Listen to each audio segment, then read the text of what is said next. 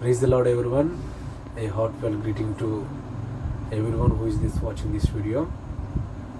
మొదటిగా మీ ముందుకు రావడానికి ఈరోజు ప్రధానమైన కారణం ఏమిటంటే నేటి సమాజంలో క్రైస్తవుల మీద చాలా భయంకరమైన వ్యతిరేకత అనేది ఏర్పడుతూ ఉంది. Like in BJP, RSS, Bajrang దళ, ఇంకా అనేక మతోన్మాద సంస్థలు అనేవాళ్ళు క్రైస్తవులు ఏ విధంగా చేతనైనా ఇబ్బంది పెట్టాలి, వాళ్ళ సాక్ష్యాన్ని పాడు చేయాలి, వాళ్ళ వ్యవస్థను దెబ్బతీయాలని రకరకాలుగా పన్నాగాలు పన్ని వాళ్ళని చాలా ఇబ్బంది పెడతా ఉన్నారు. కానీ వారు ఎన్ని ఇబ్బందులు పెట్టినా చివరికి విజయం క్రైస్తవ్యానికి వస్తుందన్న సంగతి వాళ్ళు గ్రహించలేకపోతూ ఉన్నారు. అయితే ఈరోజు మీ ముందుకు రావడానికి కారణం ఏంటంటే గత కొన్ని రోజులుగా దినాలుగా దైవజనులు షాలేం రాజన్న పూల విషయంలో మీ అందరికీ తెలిసింది. ఏదో ఒక బ్లేమ్గా అన్న మాట్లాడారని చెప్పేసి మాట్లాడుతూ ఉన్నారు. నిజానికి అన్న ఏం మాట్లాడారో ఒకసారి ఈ వీడియోలో చూద్దాం. మల్లెపూలు అమ్ముకునేవాడు చర్చి ముందు పెట్టాడంట బండి. పాస్ గారు లోపల పోతే చెప్పాడు, ఒక్కడ కూడా కొనడు పోరా అని. ఇంకో చోట పెట్టుకో, మార్కెట్లో పెట్టుకో, అక్కడ కొంటారులే కానీ ఇక్కడ కొందరు పో అంటే ఎందుకు కొందరు నిజమంది ఆడవాళ్ళు వస్తుంటే కొంటారులే అని పెట్టాడు. కోట మొదలైన దగ్గర నుంచి కోట వైపు అందరూ ఇళ్ళకి పోయిందాక ఆడే కూర్చున్నాడు ఒక్కడి వల్ల. అందరు పోయినాక పాస్ గారు కూడా పోతా చూశాడు, బండికి వెళ్ళి ఒక్క మూర పూలు కొనలే. ఎవరు ఏమైందిరా అన్నాడు. ఏందండి ఇంతమంది ఆడవాళ్ళు వచ్చారు, ఒక్కళ్ళు మూర పూలు కొనలేదు. కొనరా కొందరు పిచ్చి పిచ్చి వేషాలన్నీ వేసి రోడ్ల మీద బజార్ల మీద తిరగటానికి వారు బజారు సంబంధులు కాదు, వారు పరిశుద్ధాత్మ సంబంధులు. వారు పరిశుద్ధాత్మ సంబంధులు, పరిశుద్ధాత్మను కలిగి ఉన్నవారు, సత్ప్రవర్తన కలిగి ఉన్నవారు, సత్క్రియలు చేయడానికి పిలువబడిన వారు, ఏర్పరచబడిన వారు, ఆయన రక్తము చేత కడగబడిన వారు. వారు అడ్డదిడ్డంగా తిరిగేవాళ్ళు కాదు, అడ్డదిడ్డంగా ప్రవర్తించేవాళ్ళు కాదు, అడ్డదిడ్డంగా బతికేవాళ్ళు కాదు. చూసారా? ఫస్ట్ ఆఫ్ ఆల్ నేను ఏం చెప్పాలనుకుంటున్నానంటే ఈ వీడియోలో ఏం మాట్లాడారనే దాని గురించి తర్వాత మాట్లాడదాం. ఫస్ట్ ఆఫ్ ఆల్ అలా మాట్లాడడానికి the constitution, doctor BR Ambedkar గారు కాన్స్టిట్యూషన్లో ఒక రైట్ ఇచ్చారు. ఆ రైట్కి ఏంటంటే ఆర్టికల్ 19(1) సెక్షన్ ఏ ప్రకారం తన భావాన్ని స్వేచ్ఛగా ప్రకటించుకోవచ్చు అనే విషయాన్ని స్పష్టంగా తెలియపరిచారు ఆర్టికల్స్లో. దీనికి సంబంధించిన కొన్ని landmark of some cases కూడా మనం చూడొచ్చు. ఒకసారి చూసినట్లయితే సుప్రీంకోర్టు ఈ విధంగా చెప్పింది, freedom of the speech is the very foundation of the all democratic organisations. ఏమండి, స్పష్టంగా మనకు అర్థమవుతుంది. ఫ్రీడమ్గా స్పీచ్ అంటే మన భావాన్ని వ్యక్తపరచవచ్చు. అది డెమోక్రటిక్ ఆర్గనైజేషన్లో ఈ సంఘటన జరిగింది ఉంది అనే విషయాన్ని స్పష్టంగా మనకి తెలియజేస్తూ ఉంది. అంత మాత్రమే కాదు, ఇంకో ల్యాండ్ మార్క్ ఆఫ్ కేసెస్ మనం చూస్తే Maneka Gandhi versus union of India 1978, right of personal Liberty includes right to express, you can understand, right to express and receive information freely. దీన్ని బట్టి మనకు అర్థమవుతున్న విషయం ఏంటంటే తన భావాన్ని స్వేచ్ఛగా ఎక్స్ప్రెస్ చేయొచ్చు, ప్రకటించవచ్చు అనేది the article, the constitution has to give the some rights. ఓకేనా? నెక్స్ట్, ఇప్పుడు దైవజనులు షాలేం రాజన్న ఏం మాట్లాడారు అనే విషయాన్ని మనం గమనిస్తే, వీళ్ళు వేసి రోడ్లేమట బజార్లేమట తిరగటానికి వీళ్ళు బజారులు కాదు, వీళ్ళు పరిశుద్ధాత్మ సంబంధులు అని మాట్లాడారు దైవజనులు షాలేం అన్న. దాంట్లో తప్పేముంది? ఏమండి, ఒకవేళ బజారు సంబంధులు అయి ఉంటే వాళ్ళకి ఈ మాట నచ్చకపోతే వాళ్ళకి తప్పుగా అనిపిస్తుందేమో, కానీ నిజానికి బజారు సంబంధులు కాని వారికి ఈ మాట ఎంతో నచ్చుతుంది. ఎందుకంటే ఆ మాట చెప్పబడింది ఎవరికంటే క్రైస్తవులకు, క్రైస్తవ సంఘానికి. ఎందుకంటే ఆల్రెడీ ఒక దైవజనులు, గతంలో ఒక దైవజనులు చెప్పిన సందర్భాన్ని తీసుకొని ఆ కాంటెస్ట్, ఆ సందర్భంలో దైవజనులు షాలేం అన్న మాట్లాడటం జరిగింది. వాళ్ళు షాలేం రాజన్న ఎవరిని అంది, వేరే వేరే క్రమాల్లో ఉన్నవారిని దైవజనులు షాలేం అన్న మాట్లాడటం జరిగింది. ఎవరినంటే లైక్ ఇన్ ప్రాస్టిట్యూషన్ చేస్తూ అటువంటి ఆలోచన కలిగిన వాళ్ళు ఎక్కువ బహు అలంకరణ చేసుకుని ఇతరులను ఆకర్షించే విధంగా అలా ఉండడానికి ఇష్టపడతా ఉంటారు. అలాంటి వ్యక్తుల కోసం మాట్లాడిన మాట తప్పితే ఇంకెవరినో స్త్రీలను, ఇంకొక హైందవ స్త్రీలను అవమానించడానికైతే దైవజనులు షాలేం అన్న మాట్లాడలేదు. ఇంకోటి ఏంటంటే దైవజనులు షాలేమన్న మాట్లాడిన మాట ఏ మాత్రం తప్పు కాదు. ఎలా చెప్పగలవచ్చు ఆ మాట అంటే, అన్న చెప్పిన విషయం హైందవ గ్రంథాల్లో కూడా అనేక చోట్ల ఉంది. ఎస్, ఈ విషయం చెప్పడానికి నేను మీ ముందుకు రావటం జరుగుతుంది. అనేక గ్రంథాల్లో కూడా ఈ విషయాలు రాయబడ్డాయి. మెట్టుకు కొన్ని విషయాలు మనం మాట్లాడుకుందాం. మనుస్మృతి అనేది హైందవులకు ఒక ధర్మశాస్త్రం లాంటిది. మనువు చేత రచించినది ఈ మనుస్మృతి. మనుస్మృతిలో అనేక లేఖనాల్లో స్పష్టంగా అలంకరణ చేసుకోకూడదు అనే మాట స్పష్టంగా రాయబడింది. మెట్టుకు ఒక రిఫరెన్స్ మనం చూద్దాం. మనుస్మృతి 5వ అధ్యాయం 147వ వర్స్ మనం చూస్తే ఈ విధంగా రాసి ఉంది అక్కడ, నా నిత్యం గంధమాధ్యాన్ నా చలంకరయేత్ నచం సదారాస్యస్తి చేత్ నచతైన మలినం వధ్య. అక్కడ పైన మనం చదివితే, నా నిత్యం గంధమాధ్యాన్ నా చలంకరయేత్ శ్రీయం నచత సదారాస్యతి చేత్ నచతైన మలినా వధ్య. దానికి అర్థం ఏంటి? మీరు స్పష్టంగా ఆ రిఫరెన్స్ మీరు సెర్చ్ చేసి ఎక్కడ మీరు గూగుల్లో చూసినా దానికి స్పష్టంగా ఒక వివరణ వస్తుంది. అక్కడ రాయబడిన మాట ఏంటంటే, మితంగా అలంకరణ చేసుకోవాలి ఒక స్త్రీయం. అక్కడ చివరిలో ఉంటుంది, చాలంకర ఏత్ స్త్రీయం. స్త్రీ అనే వ్యక్తి మితంగా పూలు, నగలు, ఇంకా మరి ఏదైనా కానీ వస్త్రాలంకరణ మితంగా వాడాలి, మితంగా యూజ్ చేసుకోవాలని మనుస్మృతి స్పష్టంగా చెప్తా ఉంది. మరి దీనికి ఏమంటారు మతనుమాద డాగ్స్ లారా? అలా అంటానికి మీరు అర్హులే, అందుకే ఈ మాట అంటా ఉన్నాను. మరి మనుస్మృతి మీ గ్రంథం, మీరు ధర్మశాస్త్రంగా భావించి మీ గ్రంథాలే స్పష్టంగా చెప్తా ఉన్నాయి. ఏమని? పూలు వాడకూడదు, మితంగానే మనం యూజ్ చేసుకోవాలి. ఇంకా చాలా విషయాలు ఉన్నాయి, మెట్టికి ఈ విషయమే. ఇంకొక విషయం మీ ముందుకు తీసుకుని వస్తాను చూడండి. రెండో విషయంగా మనం చూస్తే కొన్ని వ్రతాలలో కొన్ని వ్రత నియమాలలో కూడా పూలను నిషేధించారనే సంగతి ఈ రాజు నేషన్ ఛానల్ వాళ్ళు, అదేవిధంగా మతోన్మాద డాగ్స్ కూడా గ్రహించాలనే విషయాన్ని స్పష్టంగా తెలియజేస్తా ఉన్నా. తెలియకపోతే తెలుసుకోండి మీ పీఠాధిపతులను అడిగి. కొన్ని వ్రతాలలో పూలు అనేది నిషేధించారు. ఎందుకు నిషేధించారు? వ్రతం అంటే ఏమిటి? లైక్ ఇన్ డివోషనల్, అవునా కదా? మీకు వ్రతం అంటే డివోషనల్గా మీ టెంపుల్స్లో మీరు డివోషనల్గా భావిస్తే, మా టెంపుల్స్ని, మా చర్చెస్ని మేము డివోషనల్గా భావిస్తాం. మీ వ్రతాలలో ఏమని రాయబడింది? వ్రత నియమాలలో పూలు పెట్టుకోకూడదు ఎప్పుడు? వ్రతం చేసేటప్పుడు. ఎందుకని?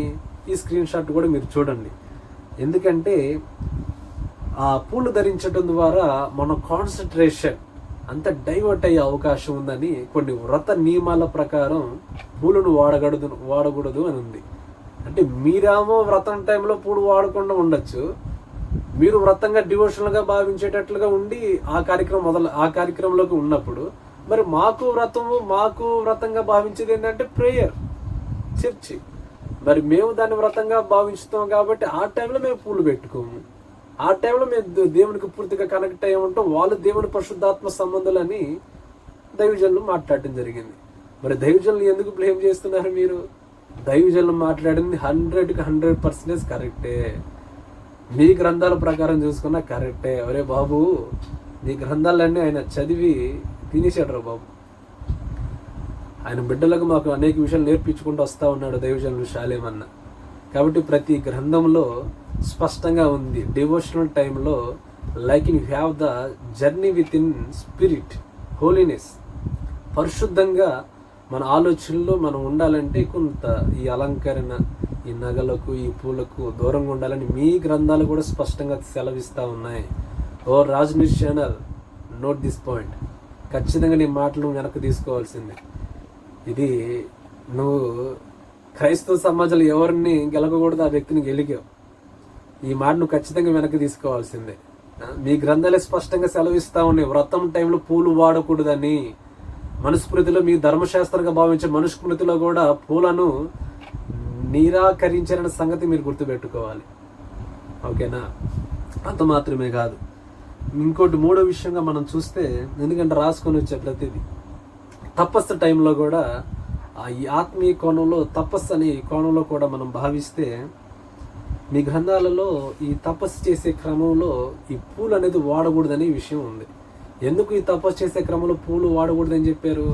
తపస్సు అంటే ఏంటి? లైక్ ఇన్ ప్రేయర్ కాదా?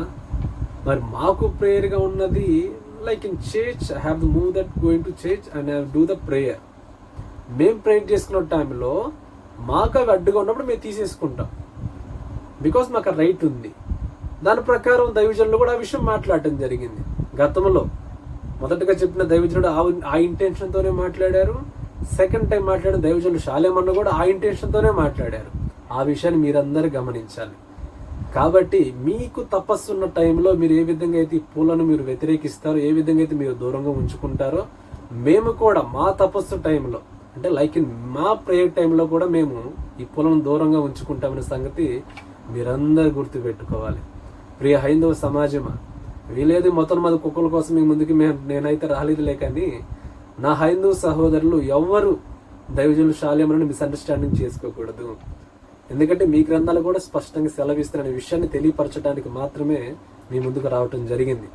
నా హిందూ సహోదరులందరూ ప్రేమతో ఈ మాటలు మీరు వింటారని నేను భావిస్తూ ఉన్నాను. లాస్ట్ పాయింట్లో మనం గమనిస్తే ఇంకొక స్క్రీన్ షాట్లో లాస్ట్ పాయింట్లో ఒక మాట ఉంటుంది. గృహిణీలు ఎక్కువగా పూలు పెట్టుకోవడం నిరాకరించారు. ఎందుకని గృహిణీలు ఎక్కువగా పూలు పెట్టుకోవడం నిరాకరించారంటే, గృహిణీలు కాని వారు ఎవరుంటారు? బజార్ వాళ్ళే కదా రాజ్ న్యూస్. అంటే బజార్ వాళ్ళు ఎక్కువ పెట్టుకుంటారనే కదా రాజ్ న్యూస్ ఛానల్ మొత్తం డాగ్స్ లారా. బుర్ర ఉంటే అర్థమవుతుందిరా, చదవాలి. ఏదో ఒక విషయం రాగానే ఎవరో డబ్బులు ఇచ్చారని ఏమన్నా తమ్లైన్స్ పెట్టేసి యూట్యూబ్లో పెట్టేయడం కాదు. ఛానల్ గుర్తుపెట్టుకోండి. జాగ్రత్తగా వినండి. గృహిణీలు పూలు ఎక్కువగా వాడకూడదని స్పష్టంగా ఉంది. అంటే గృహిణీలు కాని వారు ఎక్కువగా వాడతారనే కదా, ఎక్కువగా పెట్టుకుంటారనే కదా. కాబట్టి దైవజనులు మాట్లాడిన మాటలో పొల్లైన ఒత్తైన తప్పు లేదనే విషయాన్ని నేను ఈ విధంగా మీకు తెలియపరుస్తూ ఉన్నా. అదేవిధంగా షాలేం రాజన్న మా స్త్రీలను అవమానించారని, ఏదో హేళనగా మాట్లాడారని, హైందవ స్త్రీలను ఏదో కించపరుస్తున్నట్లు మాట్లాడారని మాట్లాడుతూ ఉన్నారు. నిజానికి నా దగ్గర ఉన్న ఇన్ఫర్మేషన్తో మాట్లాడానంటే ఒక్కొక్కరు గుండెలు పగిలిపోతాయి. హైందవ గ్రంథాలు స్త్రీలను ఏ విధంగా అవమానించినాయి ప్రతిదీ కొన్ని రాసుకొని వచ్చా. కొన్ని అయితే ఆధారాలతో ఉన్నాయి, చూస్తా. ప్రభు చిత్తం అయితే ఆలోచన ఉంది. ఒక్కొక్కడికి రాబోయే రోజుల్లో కూడా ప్రతిదీ ఎవిడెన్స్తో సహా, ఆధారాలతో సహా. నిజానికి ఏంటంటే మీరు మమ్మల్ని కదిలించి మీ భాగవతం అంతా బయట వేసుకుంటున్నారు. ఆ సంగతి మీకు అర్థం కావట్లేదు. ఇప్పుడు దాకా మీరు ఎంతైతే మీరు మమ్మల్ని కదిలించారో అంత మీ గ్రంథాల్లో ఉన్న చెత్త అంతా తీసుకొని బయట రావడం జరుగుతుంది. అర్థమవుతుందా మీకు ఆ సంగతి? ఒకసారి మీరు వెనక్కి వెళ్ళి చూసుకోండి. మీరు ఎప్పుడైతే మమ్మల్ని కదిలిస్తూ ఉన్నారో క్రిస్టియన్స్ని, చాలా మంది మీ గ్రంథాలు ధ్యానించి ఆ గ్రంథాల్లోని అనేక లూప్ హోల్స్ని బయటకు తీసుకుని రావడం జరుగుతుంది. దయచేసి మమ్మల్ని కదిలించద్దురా బాబు. మా పని మేము చేసుకుంటూ వెళ్తున్నాం. దేవుడు మాకు చెప్పిన పని సర్వలోకానికి వెళ్ళి సర్వ సృష్టికి సువార్త ప్రకటించిన మాట. నీకు దమ్ము ఉంటే, నీ గ్రంథాల్లో దమ్ము ఉంటే వెళ్ళి చెప్పుకో. మా గ్రంథాల్లో దమ్ము ఉంది, దేవుడు మాకు రైట్స్ ఇచ్చాడు. I go to the highest spread of the gospel all the universe. కాబట్టి మమ్మల్ని కదిలించద్దు. మీ గ్రంథాల్లో చూస్తే ఎంత చెత్త ఉంది. ఏ విధంగా స్త్రీలను అవమానించారు రాసుకొని వచ్చి ఒకటి చాలా నీచంగా చూశారు మీ గ్రంథాల్లో. ఎవిడెన్సెస్ ఉన్నాయి నా దగ్గర, ఆధారాలతో సహా ఉన్నాయి. స్త్రీలను కుక్కలతో పందులతో పోల్చారు. స్త్రీలతో వ్యభిచారం చేయించారు రా బాబు. మీ గ్రంథాల్లో ఆధారాలతో ఉన్నాయిరా నాయన. ఒక మాతంగి వ్యవస్థ, ఒక జోగిని వ్యవస్థ, చాలా చాలా రకాలుగా ఉన్నాయి. చెప్పుకుంటే స్త్రీలని ఒక సెక్స్ ఉన్మాదులుగా వాడుకున్నట్టుగా కొన్ని ఆధారాలు ఉన్నాయి. అవన్నీ స్క్రీన్ షాట్లతో సహా రిఫరెన్స్ తీసుకొచ్చాను అనుకో, మీ భాగవతాలన్నీ బయటపడతాయి. ఇంకా మీ దేవీ దేవతల స్త్రీలను ఏ విధంగా చేశారు, ఏ విధంగా అవమానించారు, ఏ విధంగా వాళ్ళ జీవితాలను గేమ్ ఆడుకున్నట్టుగా ఆడుకున్నారో ముందుకు తీసుకొచ్చాను అనుకో. దయచేసి అంత దూరం తచ్చుకోవద్దని తెలియజేస్తా ఉన్నా. దైవజనులు షాలేం అన్న చాలా వివేకం కలిగిన వ్యక్తి. ఆయన ఏది మాట్లాడినా చాలా వివేకంతో మాట్లాడతాడు. 1కి 4-5 సార్లు ఆలోచించి మాట్లాడే వ్యక్తి దైవజనుడు షాలేం అన్న. కాబట్టి డోంట్ మిస్లీడ్, డోంట్ మిస్అండర్స్టాండింగ్, మమ్మల్ని గెలకద్దు. దేవుడు మాకు అప్పగించిన పని మేము చేసుకుంటూ వెళ్తా ఉన్నాం.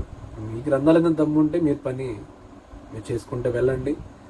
మమ్మల్ని కదిలించారంటే మీరు ఎంత కదిలిస్తారో అంతకంత రెట్టింపుగా మేము కదులుతాం. ఇది నగ్న సత్యం. చూస్తారు రాబోయే దినాల్లో. చివరిగా టీటీడీ ఆయన చెప్పారు ప్రధాన అర్చకులని. ఆ టీడీపీ ప్రధాన అర్చకులు గారు ఏ విధంగా ఏ విషయాలు ఈ పూల గురించి మాట్లాడారో, టీటీడీ తిరుమల అనేది చాలా మందికి మీరు నమ్మే ఒక డివోషనల్ ప్లేస్. అది మరి ఆ డివోషనల్ ప్లేస్లో మీకు కొన్ని పద్ధతులు ఉన్నాయని లైక్ టీడీపీ ప్రధాన అర్చకులు చెప్తా ఉన్నారు.